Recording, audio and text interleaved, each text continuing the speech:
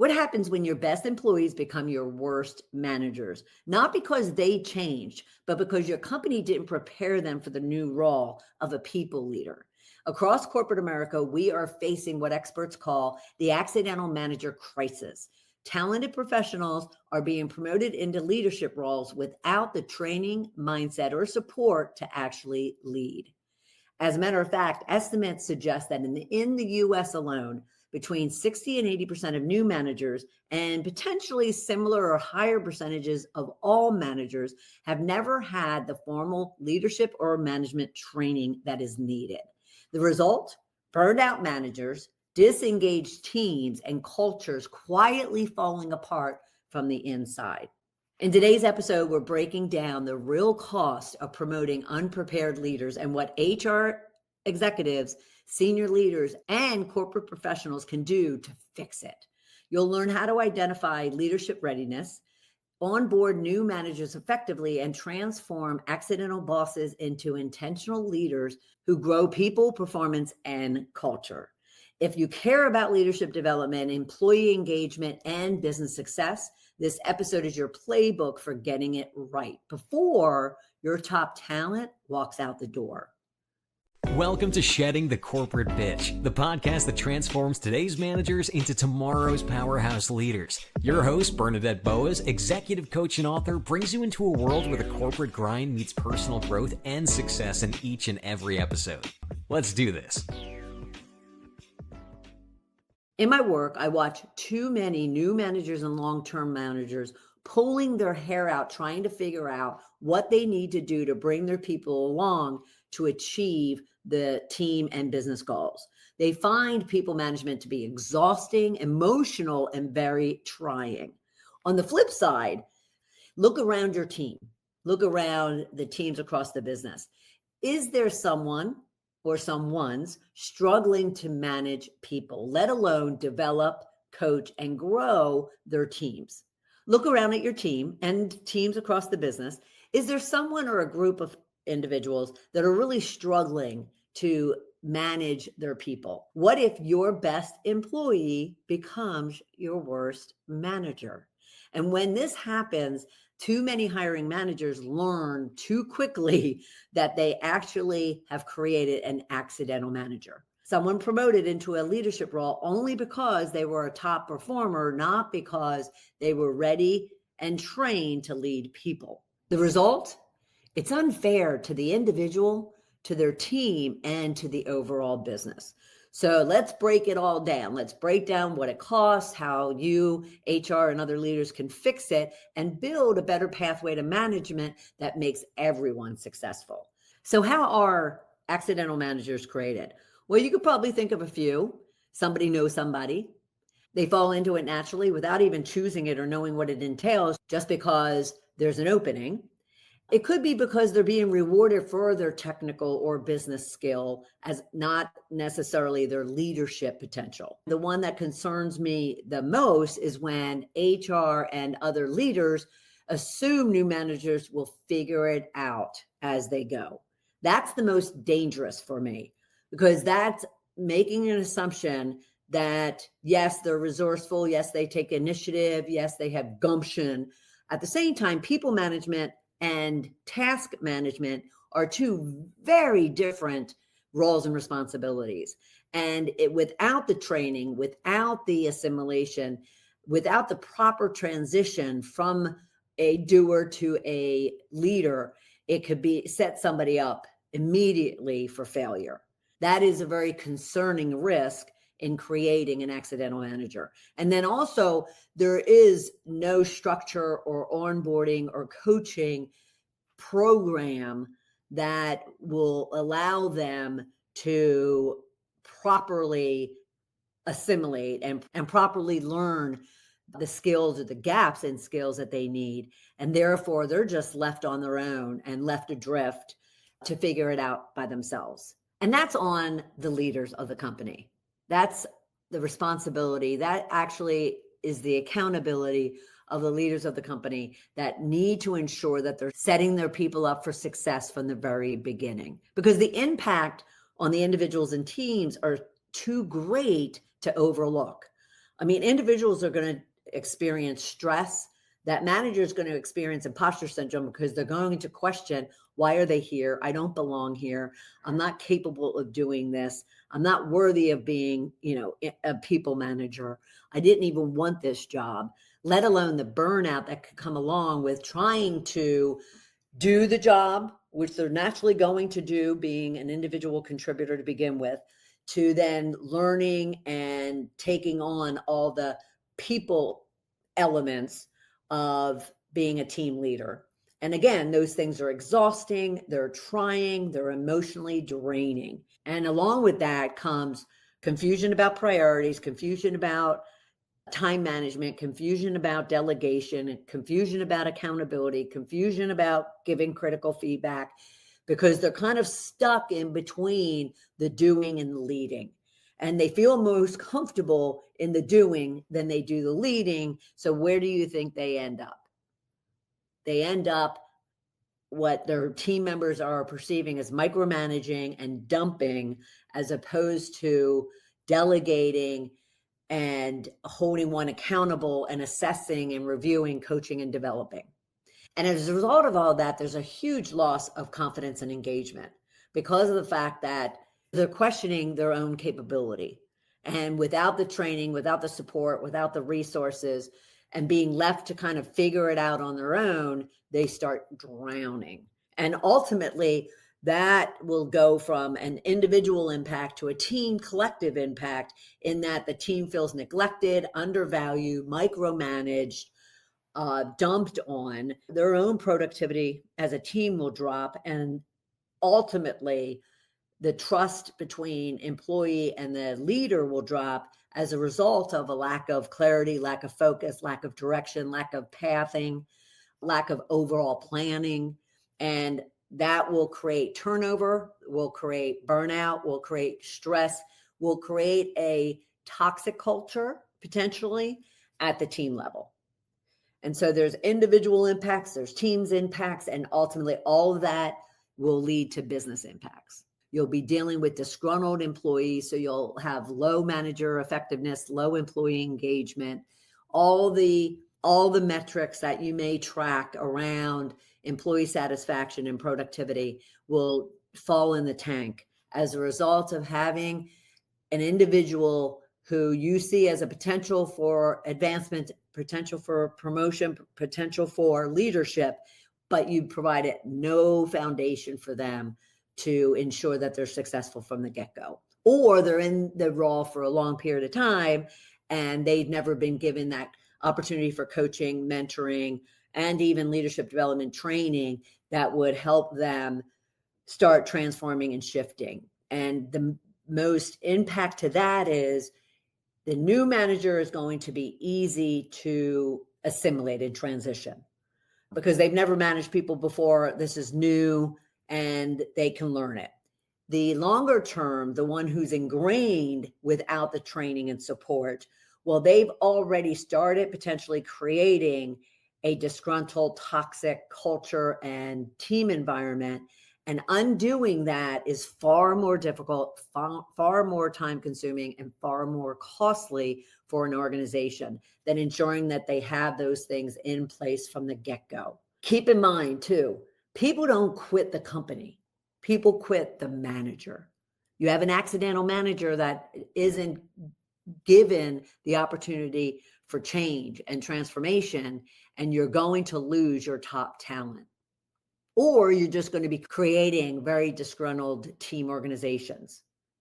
And that will ultimately, everyone will pay the price for that. As you focus on the negatives, the impacts, there are some upsides in taking the time, making the investment, and putting the things in place to create successful managers as opposed to accidental managers. A well-prepared manager becomes a multiplier of performance and morale. They all automatically bring the team along with them to achieve goals.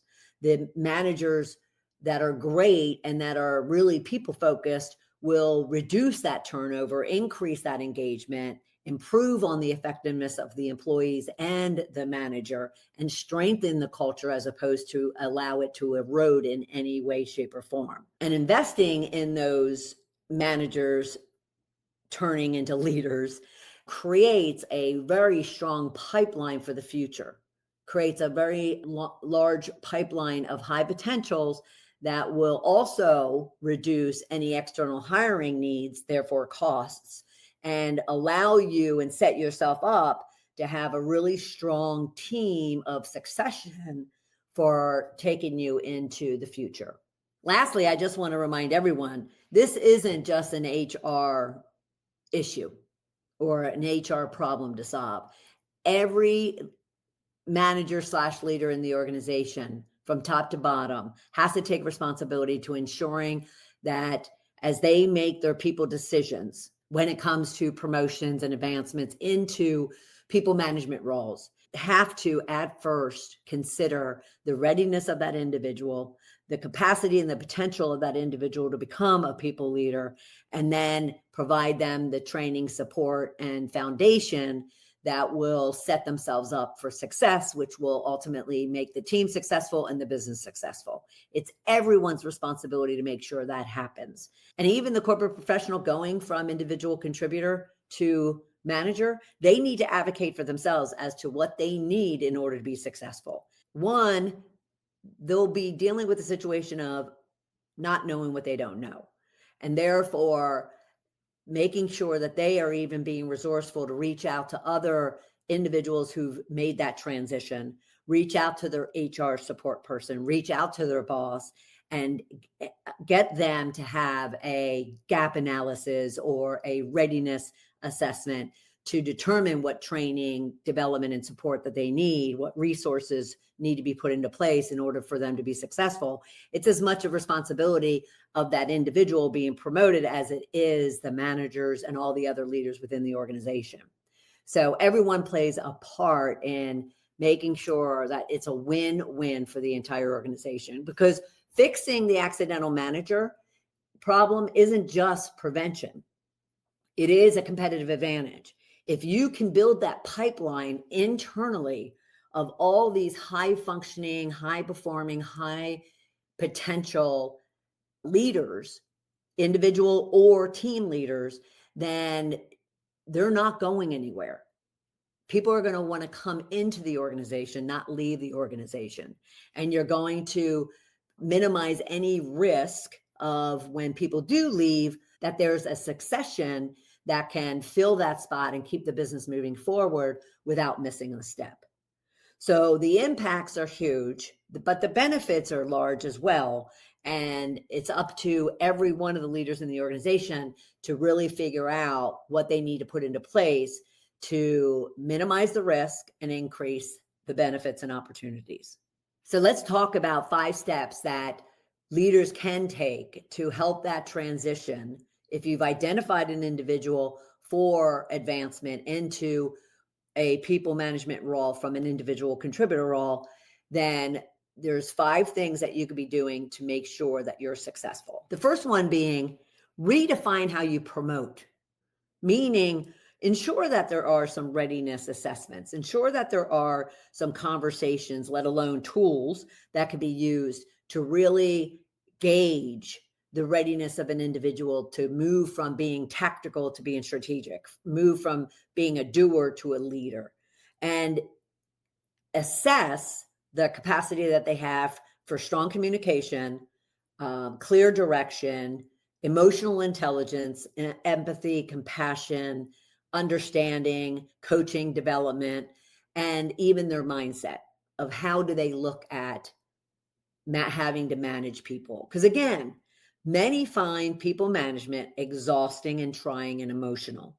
And if you just simply ask them up front, what are their experiences in managing people, whether that's a softball team or their family. It doesn't have to be a work environment if they've never been a people manager, but we're all in some way, shape, or form have had to manage, hold accountable, give feedback, delegate, do all the things of a manager, a work manager, in our lives. So you can assess that right up front. You can use leadership assessment tools like a 360 assessment to assess the capability of that individual. And you can just simply ask them, do you want to be a leader? Do you want to be responsible for people? Do you want to work to develop and grow individuals, team members, and all the complexity that comes along with it? Paint the picture very honestly, brutally transparent, so they understand the complexities of going from just doing tasks to developing and growing individuals. Because it is two whole different worlds that require very different capabilities, very different skills, very different passions toward helping people grow and achieve their own goals versus your own individual goals. The second one would be, naturally, you need to ensure you have a leadership onboarding program in place prior to positioning an individual into a people management role. What does that look like? What do they need to do in the first 30, 60, 90, 120 days? What training, what coaching, what mentoring, what frameworks, what structure do they need to put in place to ensure that they can manage time, prioritize tasks, delegate, hold people accountable, give critical feedback, do performance reviews, develop and coach individuals, a whole structure that will ensure that they have a process, not just a one-off, but a process for becoming a people manager, especially if they've never done it before. And of course, you could be pairing new managers with mentors, people that have been there, done that.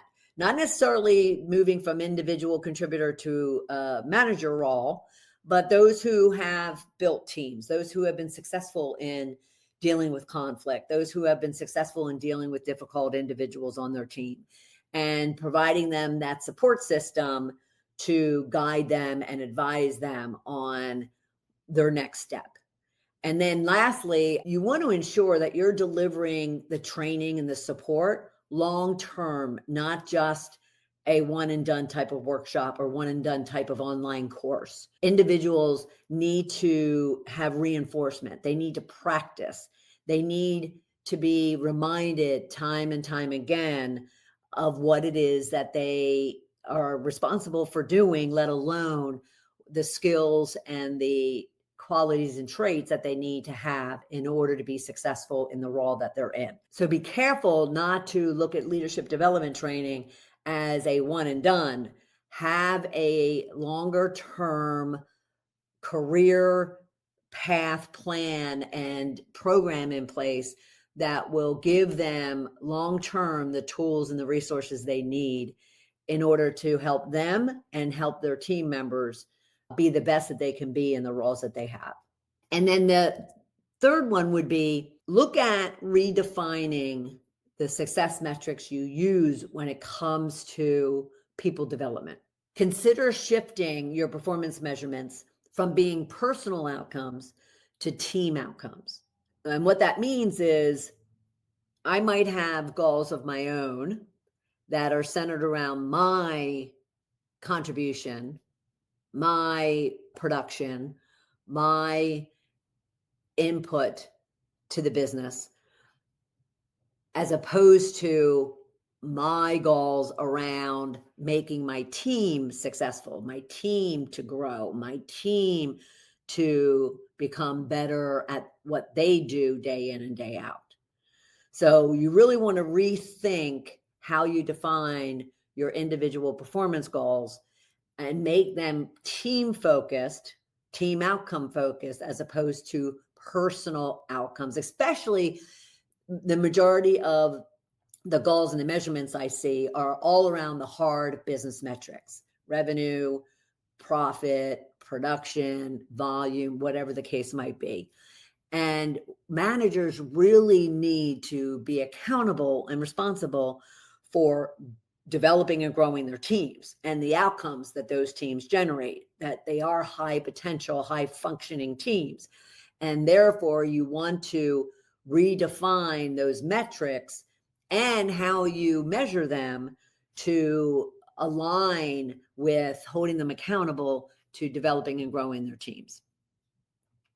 And you can encourage them to ask themselves questions and or have their performance review addressing, are my people growing? Can my team perform without me here, or are they dependent on me?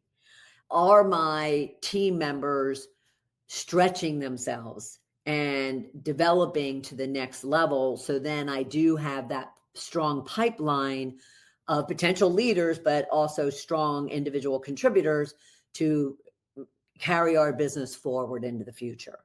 You want to ensure you're redefining the success measurements you're using to be more team focused than just personal individual focused. The fourth step you could be taking to really prevent accidental managers is put those processes, those systems, those tools in place that will allow managers, new or long-term, to be able to establish themselves as strong people leaders.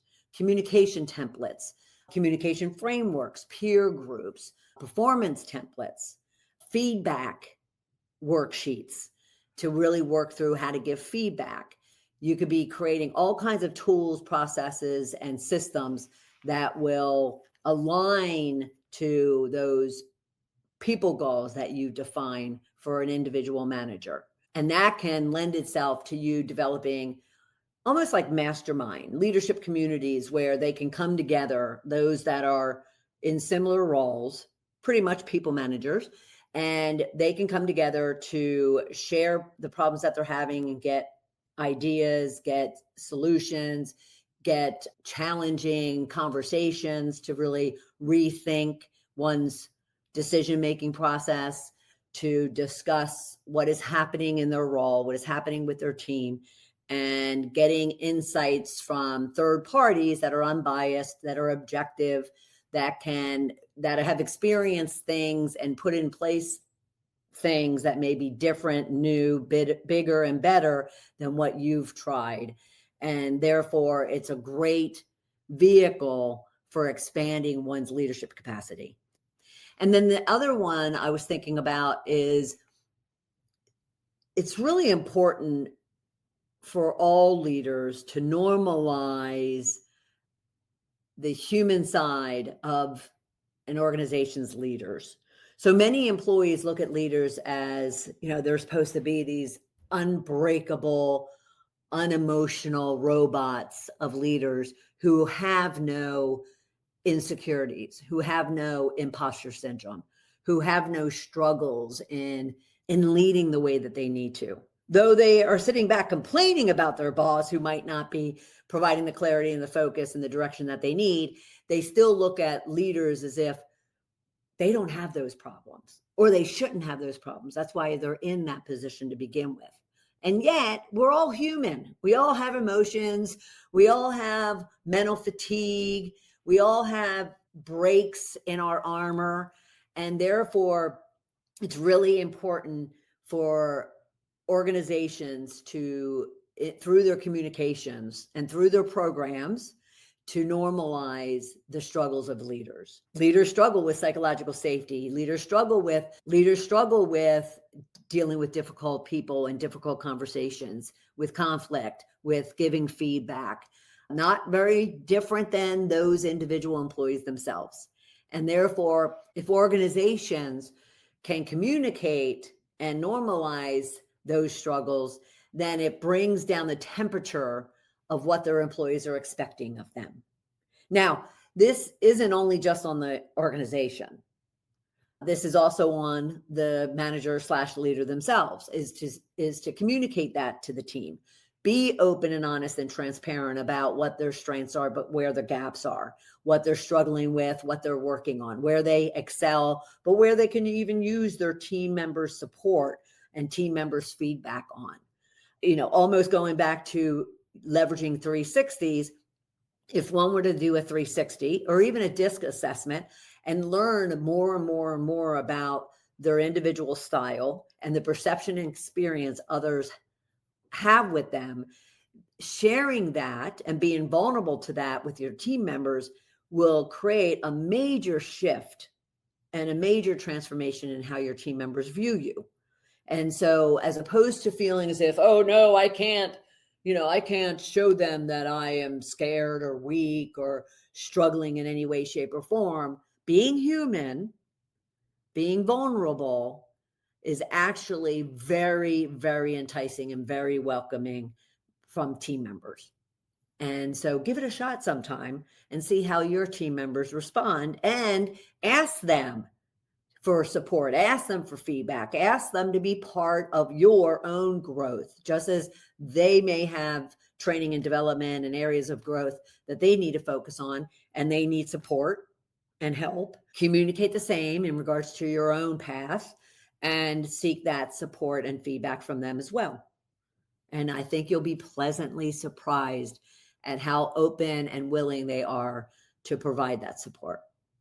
And then lastly, number 5 would be organizations have to hold their leaders accountable for developing their people.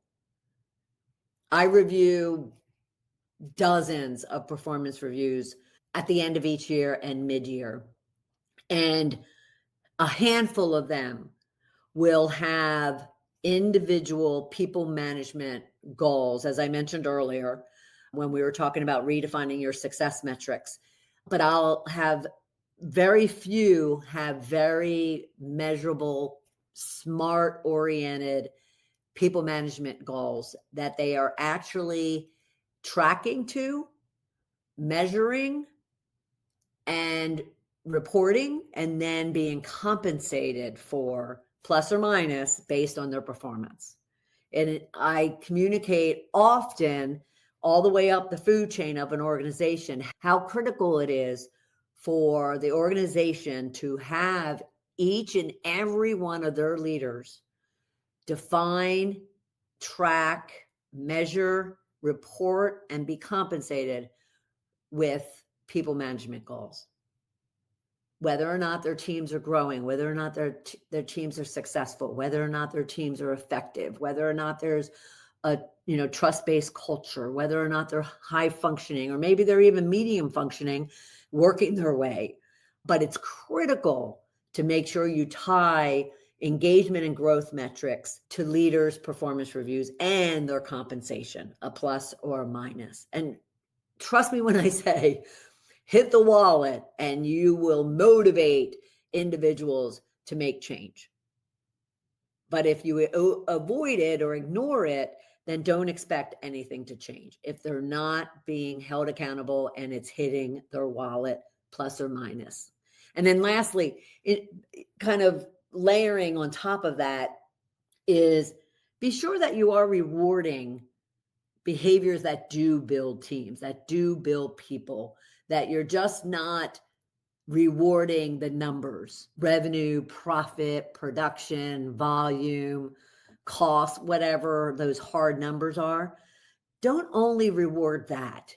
That sends a really bad message that it's not important that they are people leaders. It's just important that they are doer leaders. And that is not what's going to allow you and your organization to grow and advance into the future. Reward the behaviors of building the people, of building that number one asset everyone says a company has, that being its people. Ensure that everyone is focused on working toward building high functioning, high performing, high potential teams, because that will just create a win-win for everyone in the long run. I want to give you one bonus step you could be taking, and that would be get creative. Not everyone wants to be or should be a people leader. That individual contributor, that technical expert, or even a business expert who has hit a ceiling and they're looking for another opportunity, and they think that naturally it's that next step of being a people leader. When in actuality, if you were to do those assessments, if you were to identify really where their strength lies, it could be in an individual contributor role. However, you need to get creative as far as what could that role be? What could you be creating in a position that would stretch challenge, and provide everything that this individual is looking for, including a bigger title, bigger paycheck, bigger benefits, whatever the case might be. But get creative. Don't just assume future opportunities on a career path have to be into a people manager role.